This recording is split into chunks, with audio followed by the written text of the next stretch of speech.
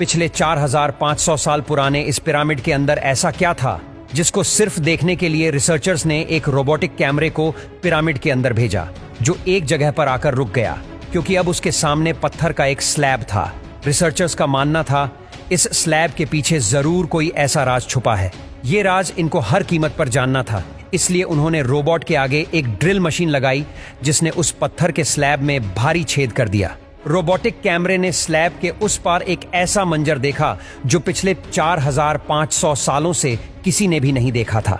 अब उस स्लैब के पीछे ऐसा क्या था, आइए जानते हैं। मिस्र यानी इजिप्ट में टोटल 138 ऊंचे तरीन पिरामिड मौजूद हैं। इनमें से सबसे ऊंचा और बड़ा pyramid the great pyramid of Giza कहलाता है। एक एस्टीमेट के हिसाब से इस पिरामिड में टोटल 23 लाख बड़े बड़े पत्थरों का इस्तेमाल हुआ, जिनमें से कई पत्थरों का वजन 50 टन भी था।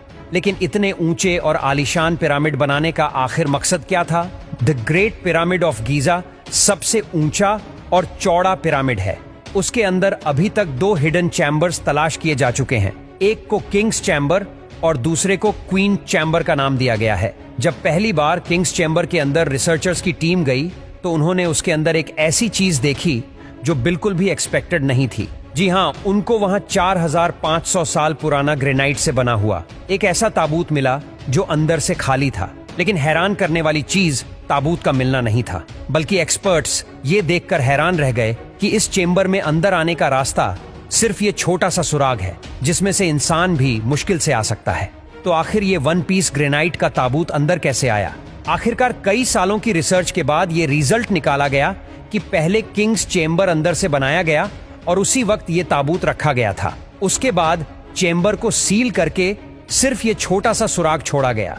आखिर 4500 साल पहले वो कौन लोग थे जिन्होंने पिरामिड्स बनाने का इतना मुश्किल चैलेंज कंप्लीट किया?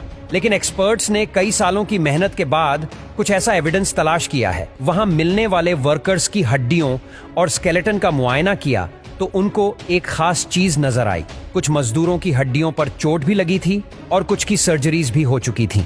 लेकिन अभी भी ये जानना बाकी रह गया था कि आखिर कितने मजदूरों ने मिलकर ये आलीशान स्ट्रक्चर बनाए होंगे।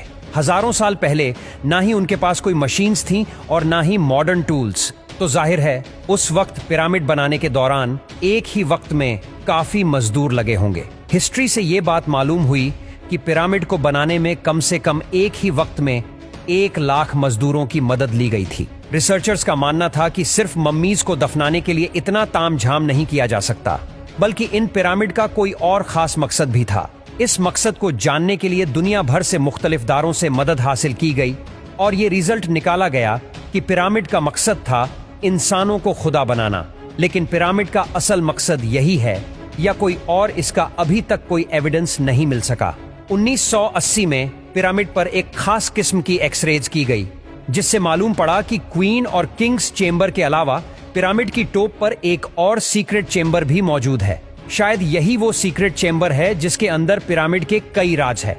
इस सीक्रेट चेंबर तक पहुंचने के लिए एक रोबोटिक कैमरा तैयार करवाया गया जिसको 1993 में इस छोटी सुरंग में भेजा गया। ठीक 200 फीट के बाद रोबोटिक कैमरा रुक गया क्योंकि उसके सामने पत्थर का एक स्लैब था जिस पर 2 कॉपर हैंडल्स भी लगे थे। लेकिन एक्सपर्ट्स को हर कीमत पर स्लैब के उस पार का मंजर देखना था।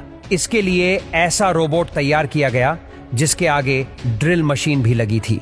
2001 में उस रोबोट ने लाइमस्टोन से बने स्लैब में भारी छेद कर दिया। जब कैमरा ने उस छेद के अंदर देखा तो उसके अंदर एक और पत्थर का स्लैब मौजूद था। लेकिन जब कैमरा का एंगल जमीन की तरफ किया गया तो कुछ ऐसा नजर आया जिसने सबके रोंगटे खड़े कर दिए। जी हाँ, जमीन पर लाल रंग से कुछ खास अल्फाबेट्स लिखे थे। ये अल्फाबेट्स इस छोटे पैसेज को सील करते वक्त 4500 साल पहले लिखे गए थे। ना ही एक्सपर्ट्स को ये लिखाई समझ आई और ना ही उसका मकसद समझ आया। आप लोगों का इस बारे में क्या ख्याल है, हमें कमेंट में जरूर बताइए।